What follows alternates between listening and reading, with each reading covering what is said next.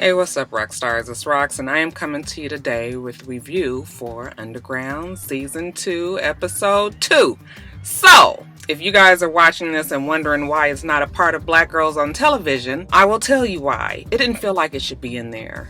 It didn't feel right. I mean, there are Black girls on this show, but it just wasn't fitting for me, okay? Maybe because it's a period piece or something. I don't know. Anyway, I decided to separate Underground out from Black Girls on Television. So Black Girls on Television is still coming on later on today. But we gonna do Underground separate. I know y'all like the bitch said last week she was gonna get rid of one and then she had another one. But the videos have to feel right. And it feels better this way. So without any further ado, let's get to the review, shall we? Alright, so Underground. What is it with Bokeem Woodbine? Who is he? Why is he on the show? They haven't explained it, but they've shown him. I forgot he was on the damn show last week. I didn't even mention it in the review. But this week again, we see him. This time he's talking to who I assume is his girlfriend. He writes out the word love to her, and now she knows that he can spell and he can read. She's touched by it, but she throws it away, tears it up, says, you know what, this will get us killed. But that's all they show of him and this woman. So we still don't really know what he is other than he's like a crafts person. And yeah, so I mean, I guess that's coming later on. But anyway, let's talk about Elizabeth. Okay, Elizabeth is toe up that her husband has been killed on the stairs. Okay, can't quite get right. Not only is Elizabeth thrown off, but so is Rosalie. She kind of done lost her spirit, kind of not sure, upset about the whole thing. They don't know where Noah is. John is dead. Okay, this is bad. Harriet is trying to tell her, you know, we're going to stay the course. We're going to keep on track here. Trying to give her some motivation. And in the middle of her talking to her, she just passed out. I said, Harriet on that stuff? What's going on here? They said that, I guess, evidently, in the history books, Harriet Tubman had a thing with passing out. Was she narcoleptic? They explain it away on the show that she passes out or has these visions. I mean, she's like talking and all of a sudden she just like, remind me of that movie with Big Boy and remember the narcoleptic, like every time they would talk she would just fall asleep. I was like the slave Holy Ghost and got a hold to Harriet Tubman. While she's going through her visions, you know, the sewing circle lady and Rosalie are talking. But when Harriet came to, she was like, no, the plan has changed. So now the new plan is quit worrying about Noah. Okay, you're going to have to focus on what the job is at hand. Rosalie don't feel sure about it. She don't think she can do it, but Harriet Tubman tells her she can do it. You're going to take this turkey feather with you and let that watch over you as you run across the woods with these slaves. Then she even tells her about this vision that she had of Rosalie being on this dock. And she's got this look of accomplishment on her. So, girl, you gonna be just fine. So we get Rosalie. She running across the woods with the slaves. It's the middle of the night. She ain't feeling too sure about things. The men are not starting to believe that she knows where she's going. They feel like they running in circles. She's like, we not running in circles. They was like, yes, we are. And look at you. You crying. That's how we know you don't know what you're doing. So she's all worried, you know, and then she starts kind of panicking. And then she looks around and then she sees the horse and wagon that Harriet told her would be hidden in the woods. Okay, so now we back on track. They get on in the wagon and they go to this house that supposedly is supposed to help them. When the woman comes to the door, Rosalie is telling her we here, gives her the payment for their help, you know, food and whatnots.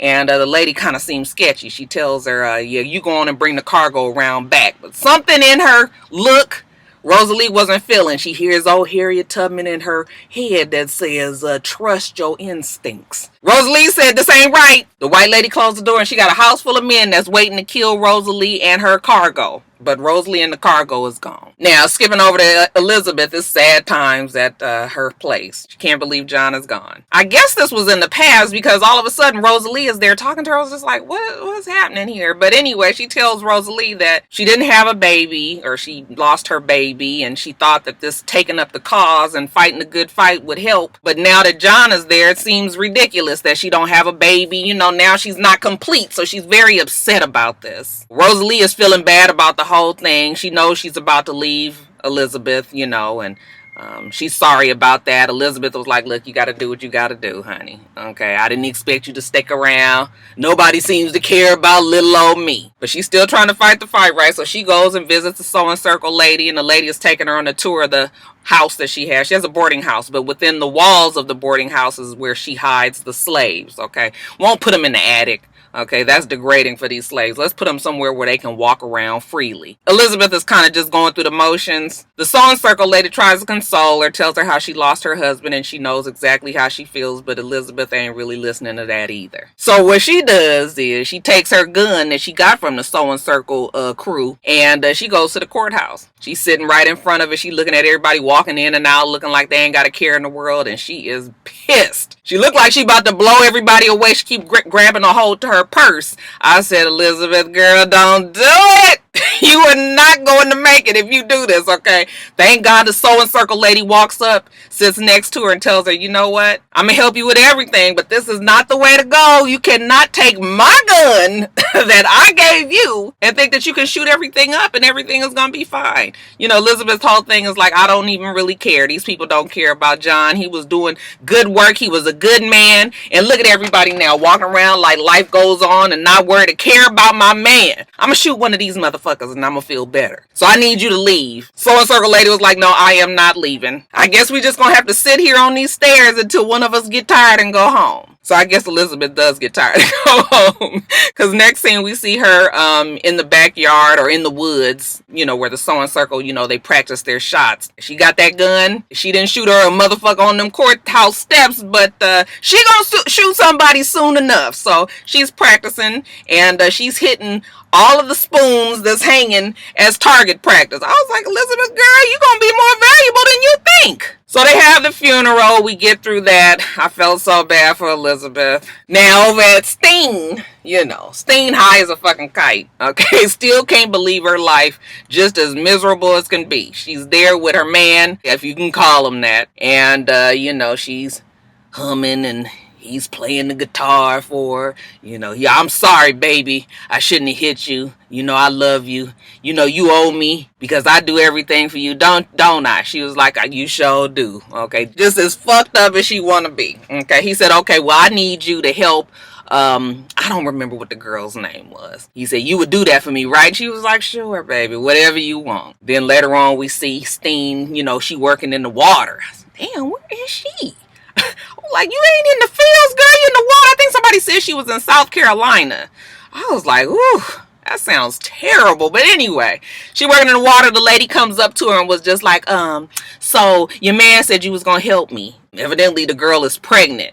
And, you know, Steen, she knows something about, you know, medications and poisons and things like that. So, yeah, you gonna help me get rid of this baby? Steen, you know, gives her a little, well, she puts a little bottle there for, I guess, the lady to drink. And then the girl was like, so you know I'm pregnant by your man, huh? You don't even care? Yeah, he don't want this baby. I guess I'm gonna get rid of it. Ain't nobody gonna want me now, you know. She's going on and on, you know, Steen just listening, okay, fooling around in the water, whatever they're doing. I guess the lady is trying to talk it through. She don't really want to get rid of her baby. But she says, you got any kids? And Steen said, I sure do. Okay, and it was the best thing that happened to me. That was answer enough for the side chick. She don't take the medication, the poison, and she is not going to abort this baby. So, you know, Steen, she don't really care. She just trying to make it through the day. She got her huffing shit, you know, she's sniffing it every few minutes, and she has a hallucination, another hallucination. This time, I believe it's a boyfriend or somebody that she was with a long time ago. She sees these little berries that's hanging. And I was like, ooh, now Steen, that don't look like those are good berries, you know.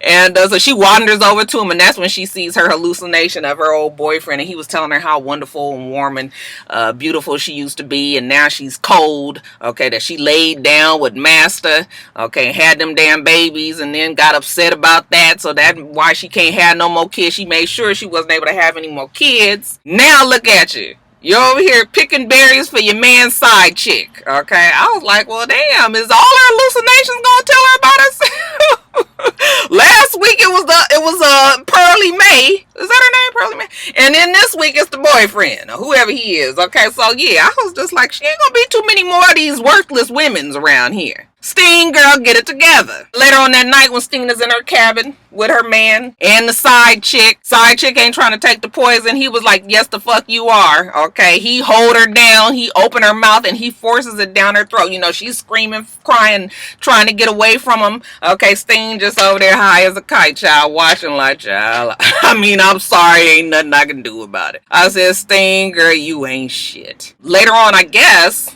by the water, I was watching it on my phone. So it was really dark. I could not see. But Sting gets up in the middle of the night and walks out to the water. And that's when we see, I think the girl had the miscarriage. Okay, but if I'm wrong, y'all let me know, because like I said, I couldn't tell on my phone. But finally, we get to see Noah. Okay, y'all know that the white folks had done took him, and we don't know exactly who these white people are. You know, they taking them from wagon to wagon. Noah got these plans that he's trying to do. He gets the floorboard in the wagon loose, and then he undoes the wagon where it connects with the horses. So they're rolling through, you know, he's in the back of the wagon. They don't know that he back there fucking shit up.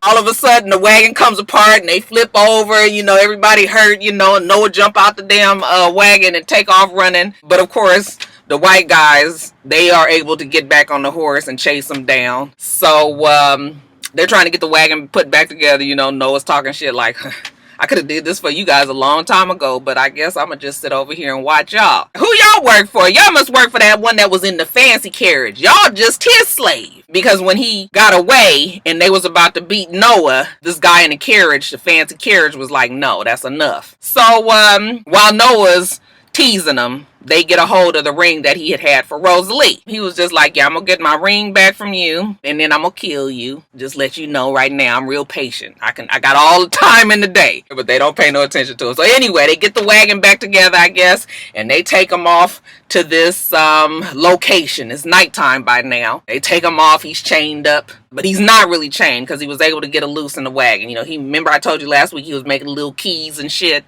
He real crafty. Well, he's a loose, but they don't know. So they're taking him as nighttime. He gets a loose from the chains. He gets the fancy carriage man, okay, as a hostage. Got the gun to his head, and he tells all other white guys, you better back off, I'm gonna kill your boy here. Because he must be the big man on campus. Then all of a sudden, from far away, you hear somebody laughing. He was like, yeah, the only problem is he not the boss, I am. And guess who the fuck it was, y'all? That's right. That goddamn Kato. I said, ain't this about a bitch? We all had kind of guessed that Kato probably was a fucking slave owner somewhere because he was so evil. This makes quite a bit of sense, but you know, Noah looks up at him like, ain't this about a bitch?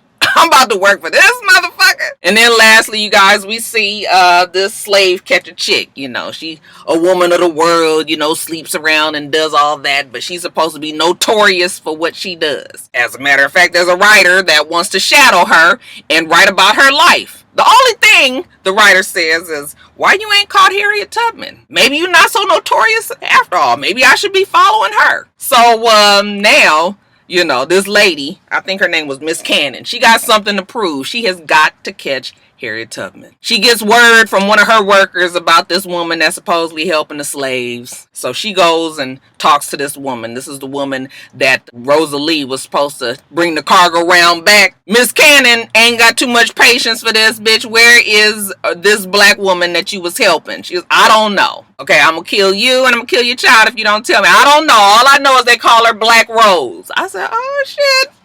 Rosalie got a name, girl. Black Rose, I ain't mad. So we see Black Rose now running through the night. She got her men with her. She getting them to that boat. You know, one of the men that's with him, he's been having a constant cough the whole time. So he coughing and shit. He passes out. You know, Rosalie was like, look, we ain't got time for this. I'm gonna need you to gather all the animal instincts in you and get this shit together. She pull out, I guess it's like adrenaline or something, and she shoves it, you know, Pulp Fiction style in his chest. He wakes up like, and she was like, run! Motherfucker, we ain't got time. The men get off, they run, they get to the boat, and I'm assuming they get off safely. So we see Rosalie, better known as Black Rose, standing on the dock. Like Harriet Tubman said, the vision, and she's accomplished. She's gotten her cargo off safely on the boat. Okay. Except Harriet didn't tell her that she was going to get shot by Miss Cannon. Rosalie falls into the water off the dock, and Miss Cannon believes that she has just killed Miss Black Rose. But not so fast. Black Rose swims to the shore, or to the edge of the lake, wherever she is. And she is shot. She takes off her jacket. We see she's been shot. It looks like it's somewhere up here in the shoulder, so didn't hit no area that was dangerous. But when she takes off her jacket, she shows her stomach, and she's pregnant. Quite a bit pregnant, too. Okay, y'all know she's pregnant in real life, so I was like, they didn't even have to use no prosthetics or nothing for that. That was it, you guys. Underground. It was good. Episode 2, y'all. What did you think about it? All right, you guys. So, yeah, I think we're going to feel better with separating Underground out. I'm about to do Black Girls on Television. It will be up later on today, okay? You guys make sure that you rate, comment, and subscribe to the channel. I'm itsrox. The channel is for itsrox. Everything else I do will be in the bottom bar. All right, all right. So, I hope that you have a wonderful, wonderful rest of your day. I plan on doing the same. Till next time, Roxstars. Bye.